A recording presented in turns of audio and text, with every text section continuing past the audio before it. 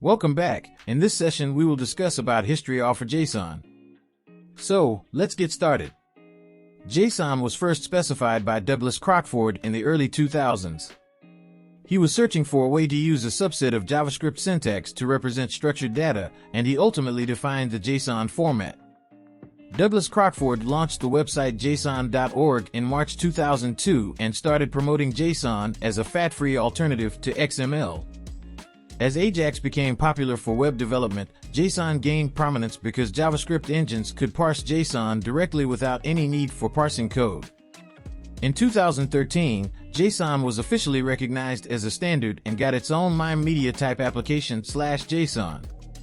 In 2017, ECMAScript, the standard that specifies the JavaScript language, published the 8th edition, which formalized the syntax used by JSON, although the JSON RFC 7159 already defined it.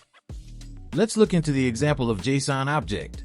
JSON data structures are based on key-value pairs, where keys are strings, and values can be strings, numbers, arrays, true, false, null, or other objects, a collection of key/value pairs. This simplicity makes it an ideal way to encode data structures for network transmission. As you see here, we have key-value pairs, where keys are strings, and values can be strings, numbers, arrays, true, false, null, or other objects. On this note, I am stopping over here. In the next session, we will understand structure of JSON. So see you in the next session.